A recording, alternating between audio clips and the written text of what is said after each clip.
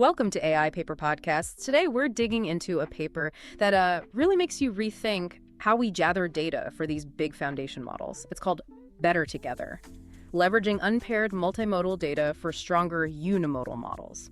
This one's from Sharut Gupta and some other folks at MIT CSAIL and TU Munich. Right, and it tackles a problem everyone in the field knows about. Exactly. We know paired data works wonders, right? Think CLIP with its perfectly matched images and captions. Super powerful stuff.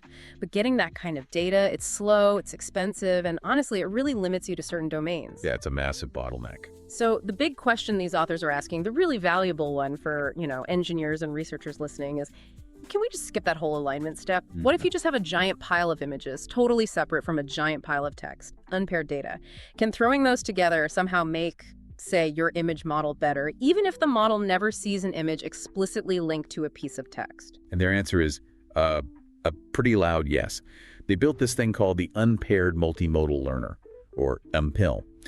And the sort of core idea is surprisingly simple. Just make the different modality networks, vision, text, whatever, share some weights during training. Just sharing weights, that's it. That's the key. The gradients kind of mix, and the resulting models for each single modality just get better, consistently better across benchmarks. Wow.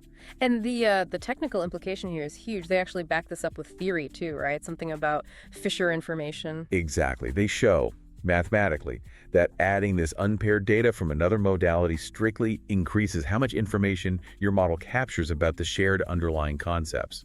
So yeah, we can potentially use all this abundant, cheap, unpaired data out there to get gains we thought only came from that painstakingly curated aligned data. Okay, that really changes the game then. It could really shift the economics of training these big models. We go from hunting for perfectly paired data points to just, leveraging the massive amounts of unpaired stuff that's already available. All right, so let's properly frame the problem that Ella is solving. Traditionally, multimodal models, the really successful big ones anyway, they absolutely rely on these aligned data sets. You have an image and its caption, a video and its transcript. You're sampling from the joint distribution, FUPI-Weightles. Why? Yeah, that's the standard approach. Visual question answering, image search based on text queries. It all hinges on that paired data. But like we said, building those data sets is the major headache. It's the limiting factor for scaling. Totally. Now contrast that with just grabbing data independently. Yeah. Samples from Payassista, the distribution of images, and samples from PSTEL, the distribution of text. We've got trillions of text tokens out there, vast image data sets, none explicitly linked. This sort of conceptual jump here is believing that hidden within those separate piles of data, there's enough overlapping semantic structure that they can actually help each other out. And that belief, it seems, is grounded in a kind of philosophical idea they mentioned, something about a shared statistical reality. Zibber-Lawler. Yeah, you can think of it like the underlying idea or concept in a statistical sense, like the essential features that define catness or carness, independent of whether you see a picture of a cat or read the word cat. So the assumption is that vision, text, audio, they're just different ways our models see or project the same underlying Zeeler structure. Exactly.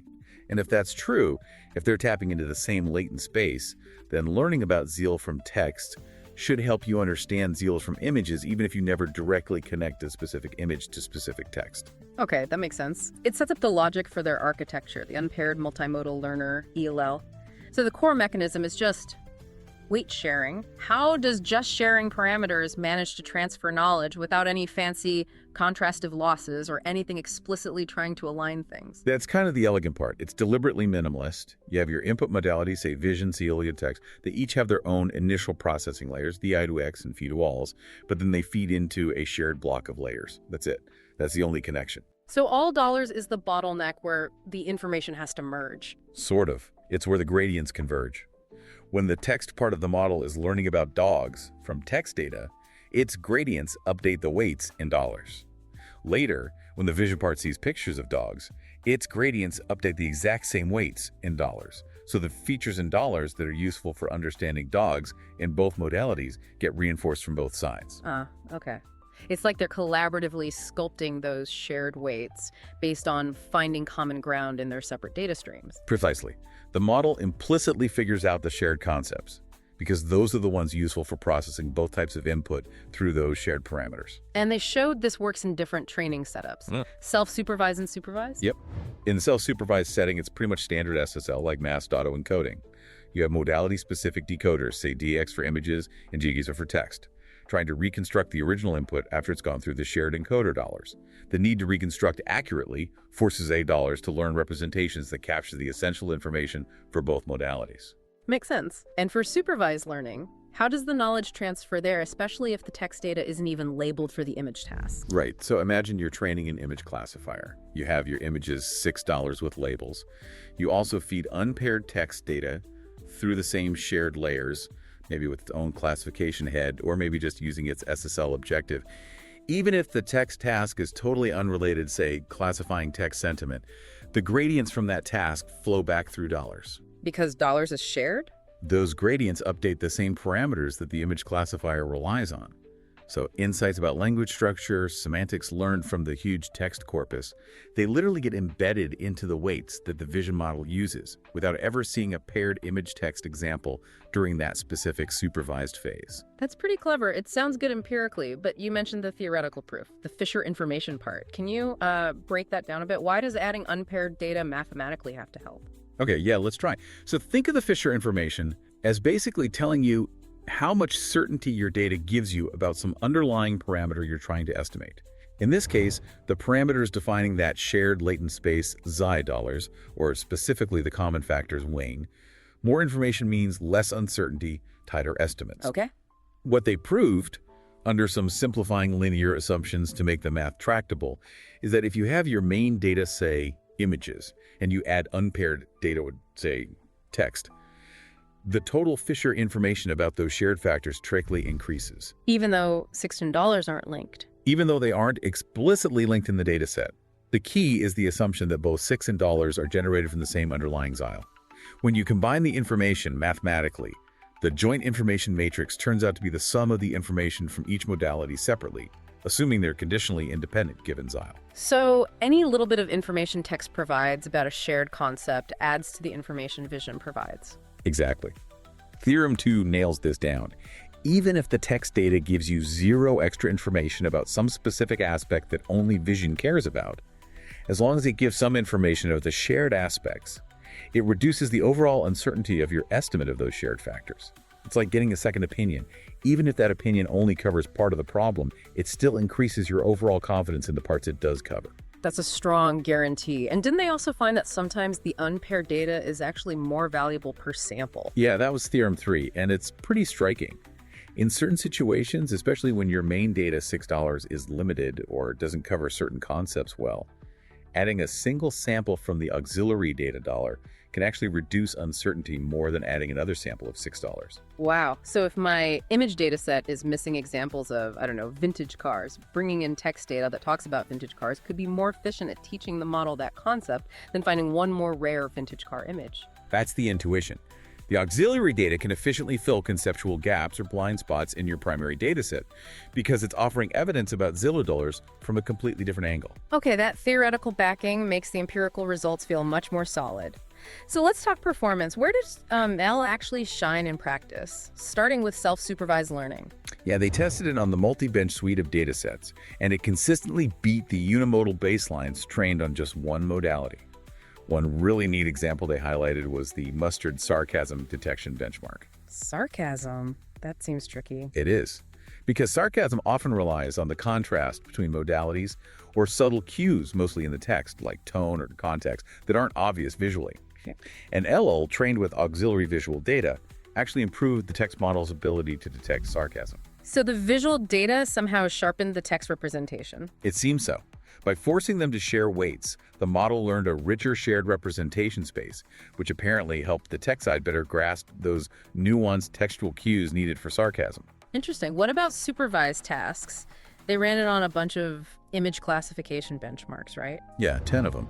And again, consistent gains over just training the vision model alone. The improvements were particularly noticeable in a couple of areas. Which ones? First, fine-grained classification. Think data sets like Stanford cars or FGVC aircraft, where you need to tell apart very similar subcategories, like different models of cars or planes. Right, those are tough visually. Exactly. And the idea is that the unpaired text data, even though it's not linked to the images, provides strong conceptual boundaries. It knows the difference between a Boeing 737 and an Airbus A320 as concepts, and that semantic knowledge, transferred through the shared weights, helps the vision model learn to pick out the subtle visual differences more effectively. So language is providing a kind of conceptual scaffolding for the vision model. That's a good way to put it. And the second area was low-shot learning. When you only have a very small number of labeled examples for each class, maybe just a few shots, having that pre-existing semantic structure learned from vast amounts of text is incredibly helpful. Because the visual data alone is too sparse to figure things out. Right.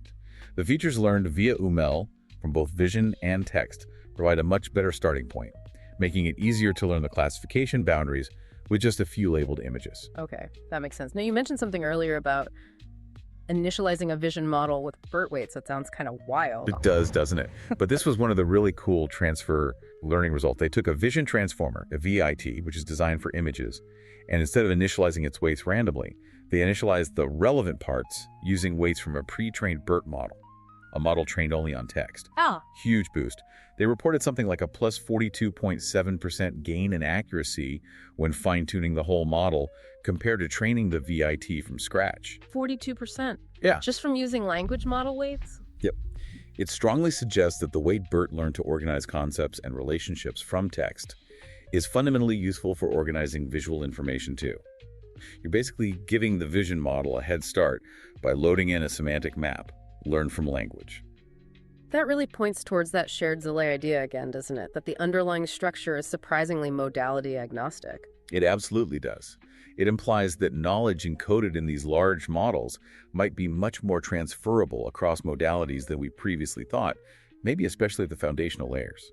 And did this idea of adding auxiliary modalities keep working? Like if you add a third one? They tested that too on the ImageNet ESC benchmark, which has audio, vision, and text data. And yes, the benefits stacked up. If your main goal was, say, audio classification, using unpaired vision data helped. But using both unpaired vision and unpaired text data helped even more. So it's like each extra modality brings a bit more complementary information about that shared latent space. Exactly. The performance improved monotonically as they added more unpaired auxiliary modalities. Okay, so we've established it works, and it works theoretically. But if we're talking about leveraging cheap data, we need to know the exchange rate, right? This marginal rate of substitution thing, the MRS. How does that help someone managing a data budget? Right, the MRS is a neat metric they introduced. It basically asks how many units of the auxiliary data, say words, give you the same performance boost as 1 unit of the primary data, say an image. It's literally an exchange rate for data effectiveness. So how many words are worth 1 image? It varied quite a bit depending on the models they started with. When they use powerful but unaligned encoders like a DANOV2 for vision and OpenAllama for text, they found that on the Oxford PETS dataset, you need about 1034 words to get the same kick as adding 1 image. 1,000 words per image. That sounds like images are really information dense, or the text needs a lot of volume. Probably both. But then when they used encoders that were already somewhat aligned, like CLIP, the exchange rate was much better. Maybe 1 image was worth around 228 words. Okay, still a few hundred words. But what does this mean practically? The key observation was that the biggest gains came from the first few samples of the auxiliary data. You add a bit of text data, you get a nice boost. You add a lot more, and the returns diminish pretty quickly. It suggests that the auxiliary data is most valuable for injecting the core shared semantic structure early on. After that, you probably need more primary data. Got it. So use unpaired data for the initial conceptual grounding, but don't expect it to replace primary data entirely. Now let's peek inside the model. How does this transfer actually happen at the neuron level if there's no explicit pairing signal? Did they find these multimodal neurons? They did. They looked at the activations of individual neurons inside the shared layers when processing the mustered Sarcasm dataset. They specifically looked for neurons that responded similarly to a concept, whether it was presented in text or vision. And they found them? Yes. They showed that these neurons with strong cross-modal coupling, firing for, say, positive sentiment, whether seen in an image or read in text, emerged naturally just through this weight-sharing process during training. The model figures out the correspondences implicitly. So the shared weights force neurons to become sensitive to concepts across modalities. Seems like it. The pressure to perform well on both tasks, using the same parameters, leads individual units to specialize in these abstract, cross-modal concepts that are part of Zalile. And the sarcasm aspect showed something specific. Yeah, that was cool. They found that for non-sarcastic samples, where the visual cues and text cues generally align, like a smiling face with happy text, the correlation between vision-triggered and text-triggered activations in these neurons was higher. Okay. But for sarcastic samples, where the text meaning deliberately contradicted the visual, like a smiling face with bitter text, the correlation was lower. This suggests the model isn't just blindly merging features, it's actually learned the underlying expected alignment from Zalile and can tell when the inputs are deviating from it, like in sarcasm. Wow, okay. That's pretty convincing evidence for implicit learning of shared structure. Definitely. So, wrapping things up, PMUL really feels like a significant conceptual shift. It proves that this massive ocean of unpaired data we all have access to isn't just noise, it's a valuable resource for making our unimodal models stronger. Which is huge for fields where paired data is just unrealistic, right? Like medical imaging, maybe, or specialized scientific data. Exactly. Anywhere pairing is difficult, expensive, or maybe even impossible. PMUL offers a path to improvement using readily available separate data sources. It basically expands the usable data landscape massively. Now, the authors did mention some limitations, didn't they? Where does this need more exploration? Yeah, they were clear that most of their evaluations focused on classification tasks and the quality of the learned representations. Pushing this into generative modeling is a big next step. Can unpaired data help make text-to-image models better? Or image generation conditioned on text? Or the other way around, using image data to improve text-only tasks. Right. They didn't explore that direction as much in this paper, but the potential seems huge. There's likely a lot more cross-pollination possible between modalities using this simple weight-sharing idea. Okay, so that brings us to a final thought for everyone listening. If just sharing weights lets models find this common latent space Zalile from completely separate unpaired data streams, vision, text, audio, flutes, what does that really imply about the future of model architectures? Are we heading towards a future where the idea of separate vision encoders and language encoders becomes less distinct? Could we see truly unified foundation models where the core processing is modality agnostic, just interpreting different inputs as different views onto the same statistical world? It certainly makes you wonder, doesn't it? If the underlying reality dollars is shared, maybe the optimal way to model it is also ultimately shared. A fascinating direction to think about.